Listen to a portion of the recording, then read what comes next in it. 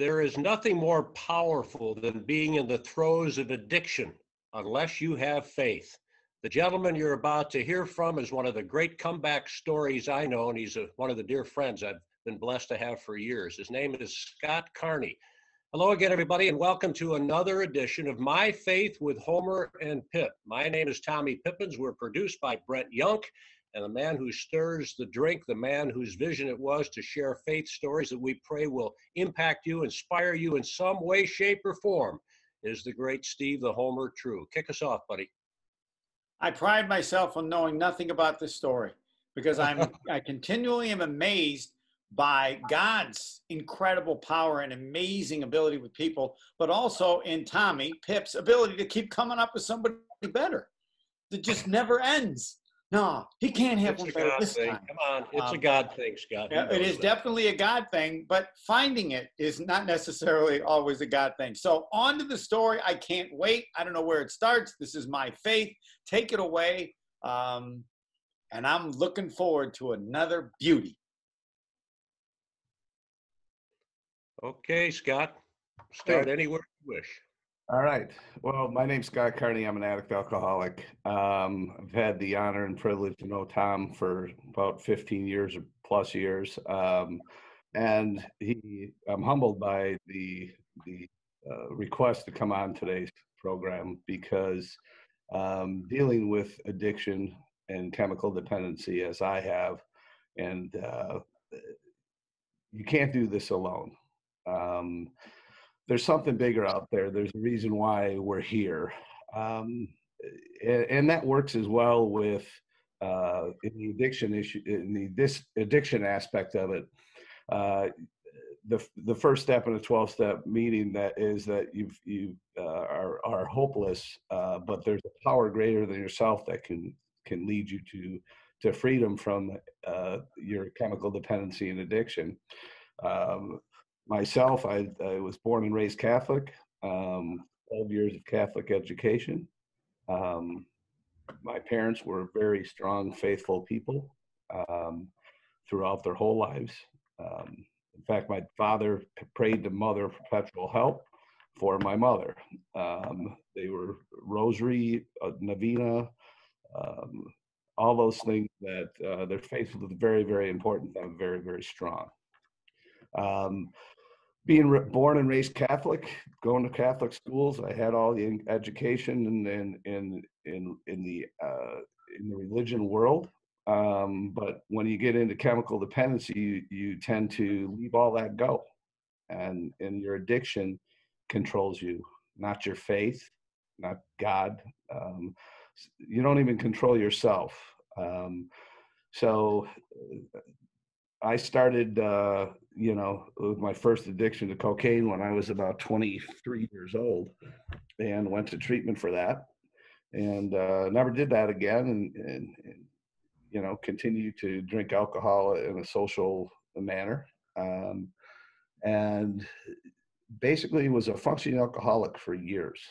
And Tom knows that from our past 15 years. So about 7 years ago, my chemical dependency, my alcoholism, and basically took and controlled me. I went from a functioning alcoholic who owned a family business that my great-grandfather started. I lost it. I was a third owner, and I was what built the business from where it was when the third generation took over. Was my demise. Back then it was, taking people to lunch, 3 martini lunches, drinking, networking, all the things that I built the business, my portion as a salesperson, built the business up to where it is, where it was my demise. But I didn't have faith back then because the alcohol and the chemical dependency took over my life. And it came down to me, my family not knowing what to do with me. I was at my mom's house, my mom was praying to God that it would work, and that she could pray this away, she could love this away. love this addiction and chemical dependency away. But until I was to the point where I got on my knees and told God that I can't do this, you need to help me. Until that point, and not only that point, but until that point, that was the turning point where I had to go back to the faith that had been ingrained in me my whole life, that I had lost due to my own doing. Until that point, couldn't and wouldn't change, and I'll never forget it.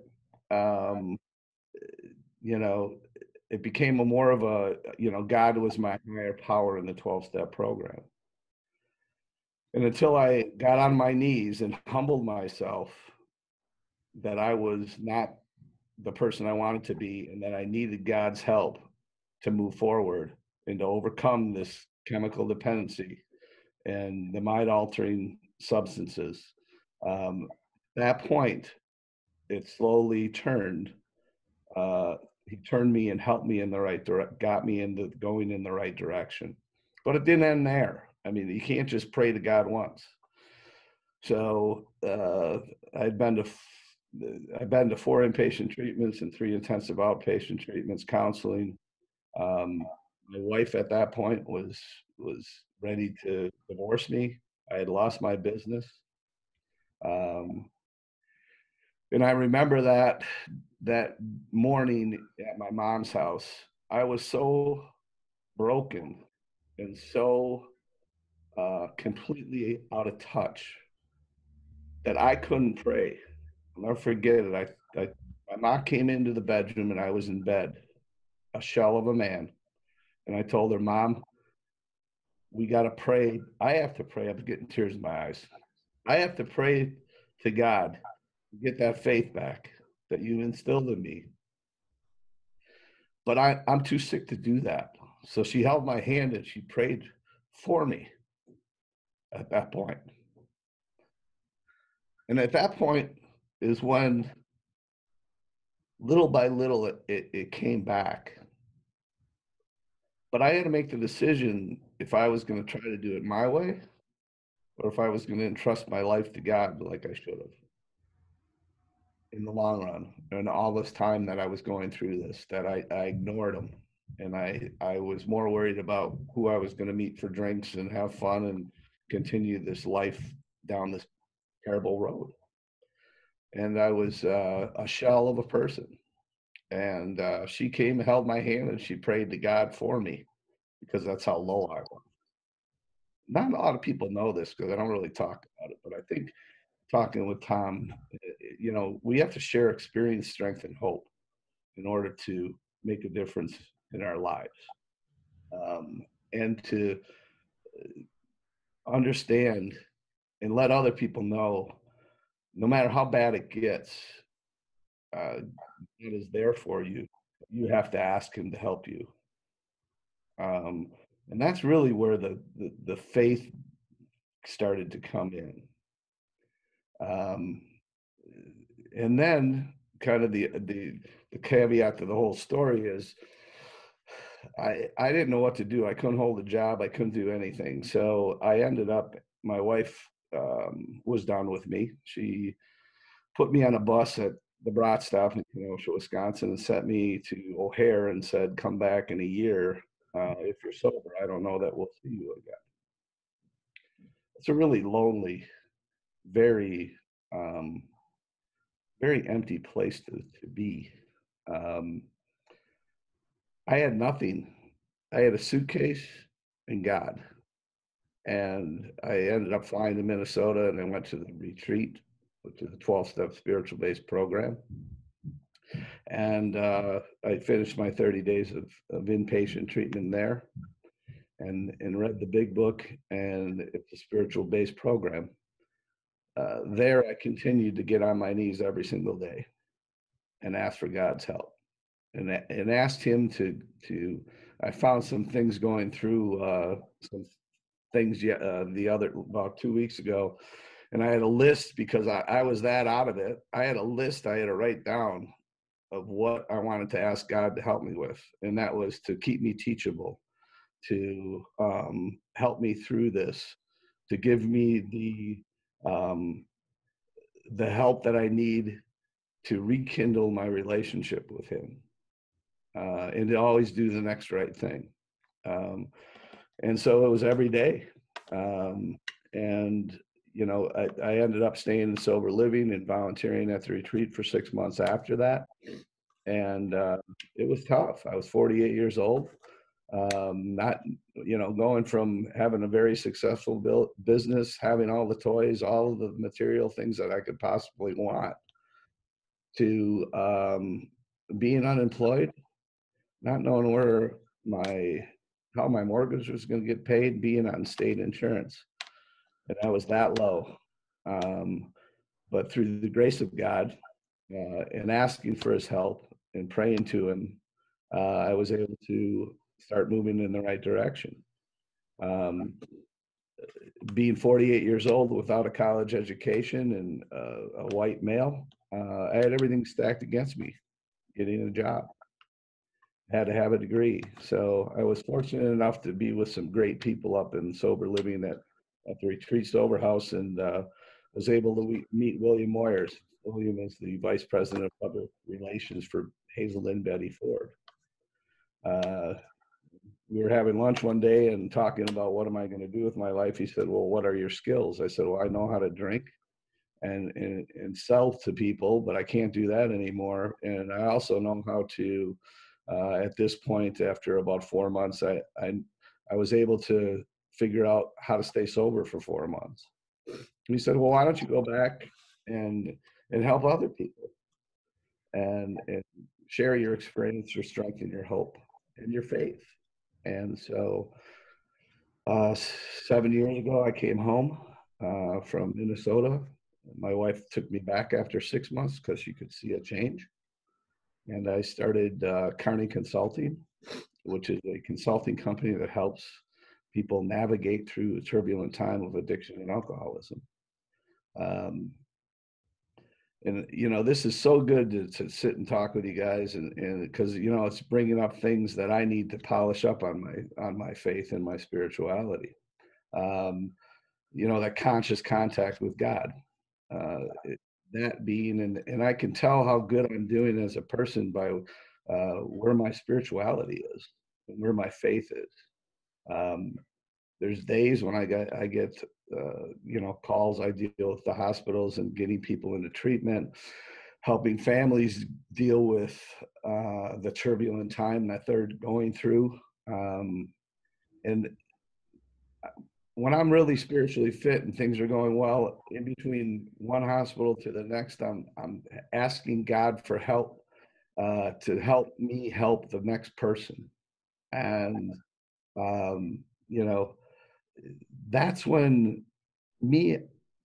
I, as a person, am whole, is when I have that conscious contact with God.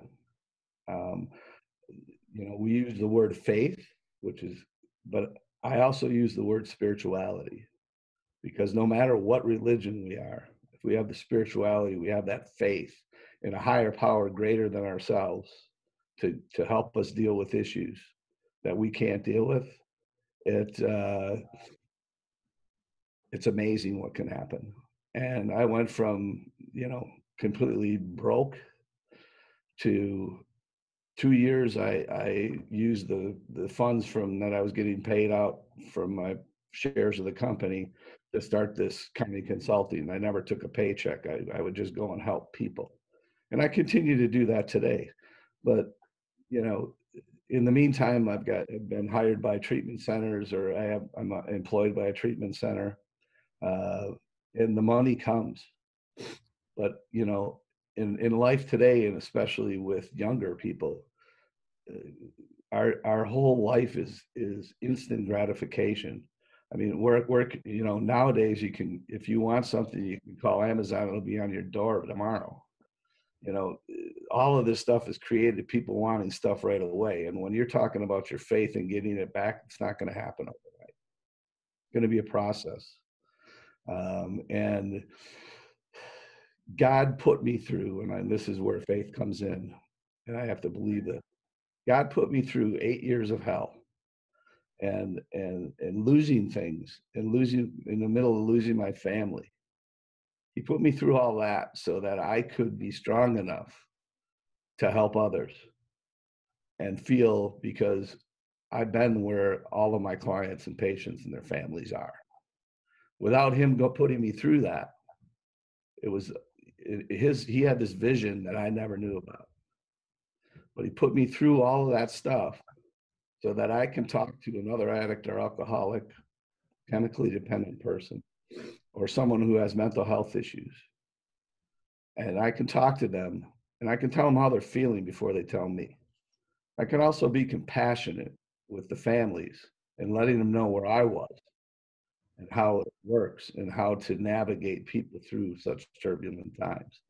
So God's plan for me, he put me through those 8 years, 10 years of this disease and trying to get sober. And until I got on my knees, in fact, I take that back, until my mother held my hand in the bed in her spare bedroom because I had been thrown out of the house. That was the turning point. And so God has given me these gifts to share with others. And I'm buying insurance for the final day when I meet him again. I'm buying insurance daily to do the next right thing. And when you have faith, you don't need money. You don't need material things.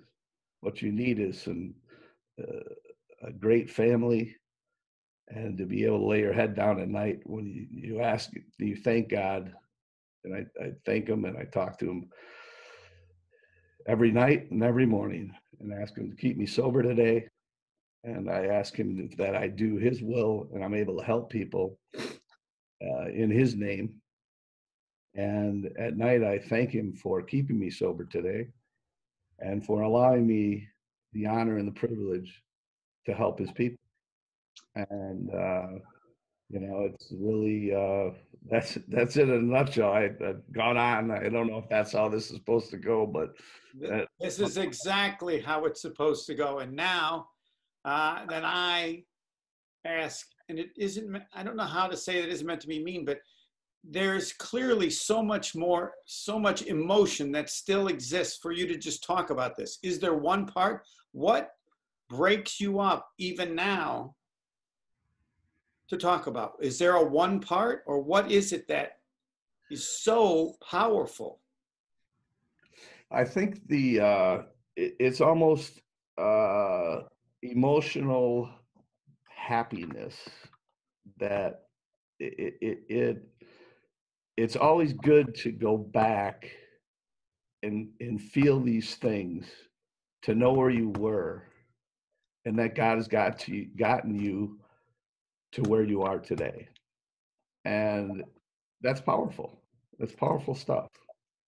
And it breaks me up because, Tom saw me at my, putting golf outings together, and Tom helping me, and we raised money for muscular dystrophy. And I was always thought I was doing the right things, when the right thing would have been to continue with my faith, and I lost it. But it's just the emotional aspect of knowing where I was and knowing where I am today, and the fact that this wasn't my plan. This wasn't William Moyers' plan. This was God's plan. It was God's plan to put me through this, to be able to help people. And it gets me emotional because in the last 8 years, I've probably touched 1,000 people and families, and helping them navigate through the turbulent time. It's my gift that God's given me to be able to help these people. I wonder when God just smiled. I mean, he always smiles, but to think, all right, the road's still going to be tough. It's not going to be, but he's there. He's done it. After all the times it was just didn't work and all the things you talked about, was there a day when you said, yeah, not easy. It's not going to, there are tough times ahead, but yeah, And he's smiling, knowing, yeah. Can you remember a day? I have those days. I don't have a specific day because my life is very chaotic. When you work in this industry, either you work in this for a paycheck. That's not my case. I work and do what I do because God has given me a passion. And, it's very crazy and sometimes I'm overwhelmed. And that's when I need to step back and ask God for help to get me through this. There's nothing I can't do if I stay on the right track and I keep God in my life and I stay spiritually fit. Um, and again, it's progress, not perfection. There's days and there's weeks and there's times when I'm not spiritually fit. But I always go back to it. And it's always there for me. And it doesn't take a lot of time. It's just having that in the forefront that this is what we need to do to grow. And God, when I'm uncomfortable, when I'm overwhelmed, when I'm going through things, that's God's way of telling me in his way that I'm growing as a person. And that's where, things get tough. But you always got a friend. And, it's the craziest thing because I tell people this and they don't believe me. And I'm like, I was on my way down to see you when I see some patient and I connect with them and they're excited to get help. I said, I was on my way down to see you and I asked God to help me help you. Crazy. But, those are the times. I mean, the faith is what this is all about, what life's all about. Life has got a lot of components to it, but it allows us to do things that I never thought was possible. All right, Tommy, it's all yours. It's hard to follow any of that. Scott, as it relates to your faith, and thank you for sharing a beautiful and inspirational story, as you say, experience, strength, and hope. When you go and help these people who are sick, and I'm thinking of someone out there who may have addiction, substance abuse challenges, and they're ready to just give it all up, or someone who knows someone, a family member, are you able to share your faith with these people, and are you finding that helps them move toward a healing? Absolutely, definitely. It's kind of in the chemical dependency world. I deal with people that have faith who are, practicing religions. I have atheists. I have a whole mix of people. And I tell people that when I talk to them one-on-one, when the time is right, because sometimes, when you first start out, if they're like I was, a shell of a person, I always bring it up that, if they don't have faith, that just ask for help. I don't care who it is, what it is. Eventually, you're gonna be drawn to whatever that is. Okay, so people say, well, pray to a doorknob. That's what people say, or pray to a pitcher, pray to a higher powers of people. I'm like, man, if you keep asking something for help, something's going to come into your life.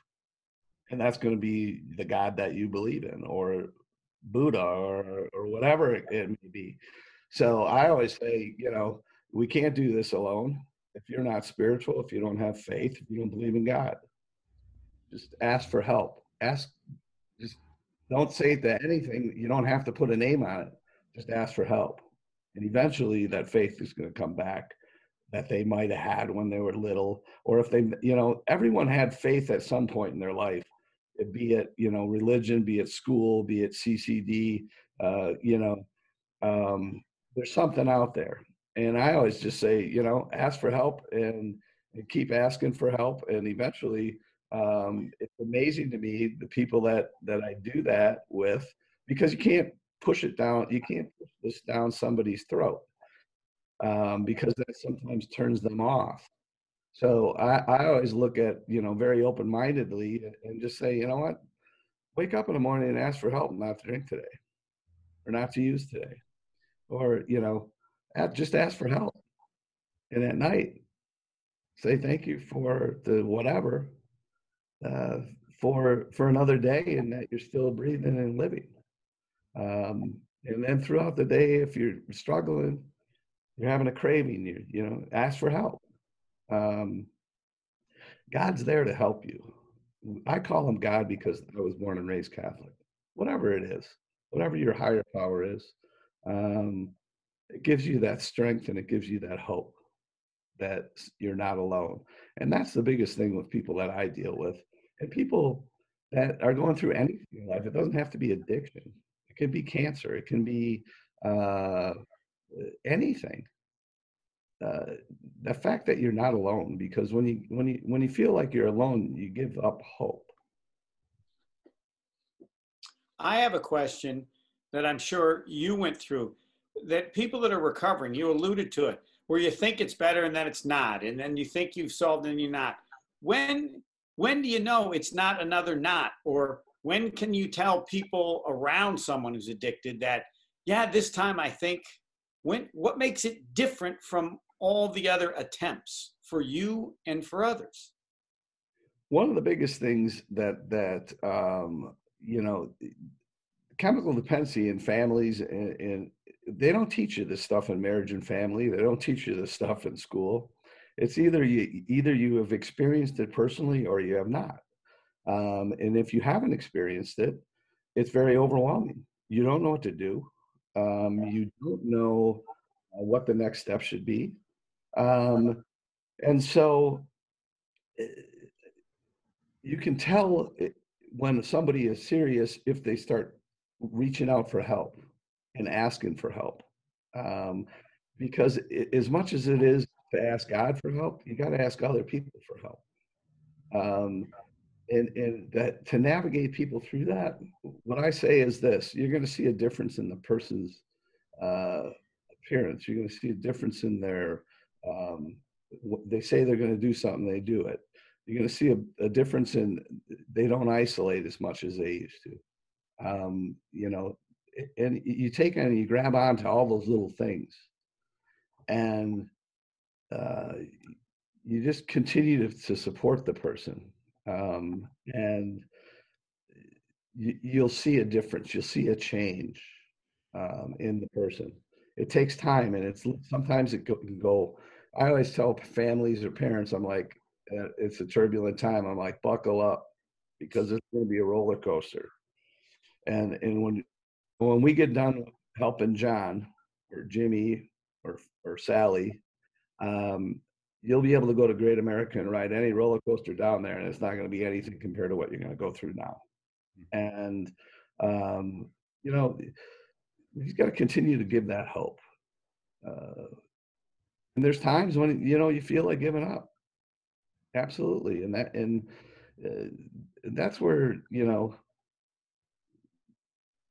for you. Um, and you're talking to other individuals. One of the things that I started um, about 4 months ago is the House of Hope. A doctor friend of mine in Kenosha has got 3 acres, has got a house and a barn on it, and I helped his son, and was able to get him going in the right direction, and he's doing really well now, and he wants to give back. So we started this, and I started a sober house because we need these resources in the area. We didn't have them. And so we have, right now we have a sober house that we're just starting out. We have a barn that's been redone, and we have 6 or 7 AA meetings a week at the barn. So the people in the sober house basically come out their back door, and they're at 6 AA recovery meetings. I've started a support group for loved ones. Loved ones, either the families and loved ones, they have somebody in addiction or alcoholism, so that they can have a group of people that they can talk and they can share their experience, strength, and hope with.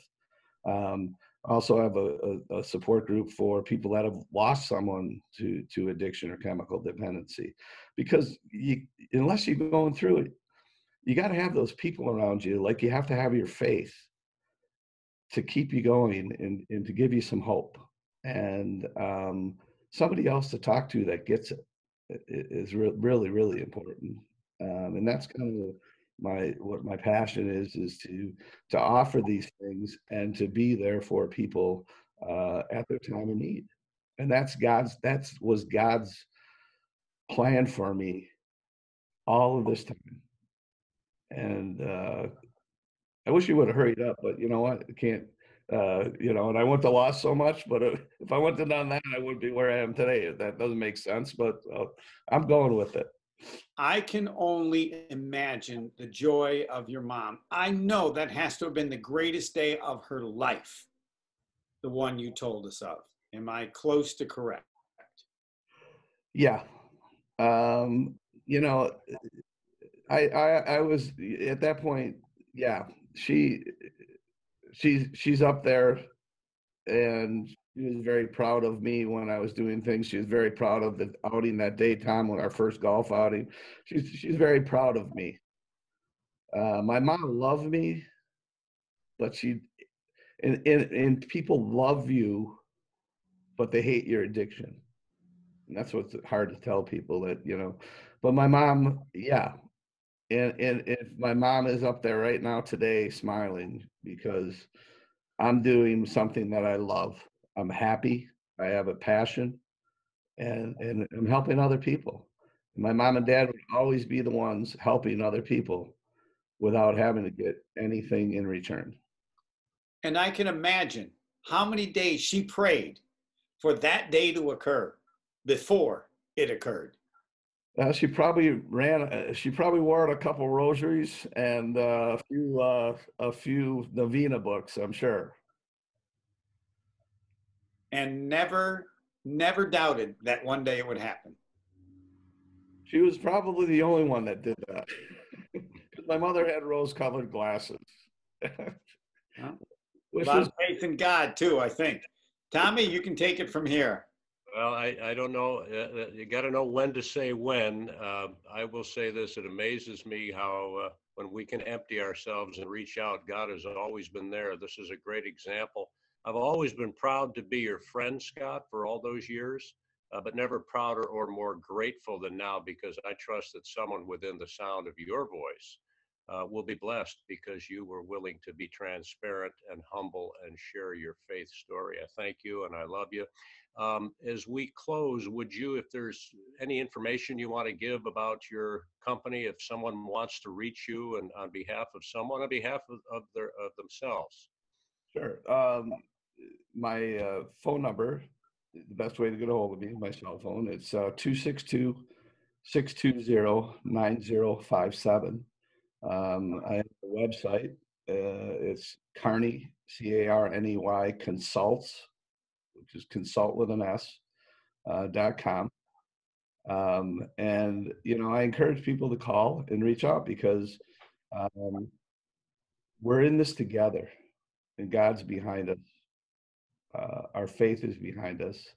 And it's a matter of taking all the pieces of a puzzle and trying to get them all back together, but more importantly, keeping them back together. And whatever it is, to be able to help and share that hope, that's what God wants me to do.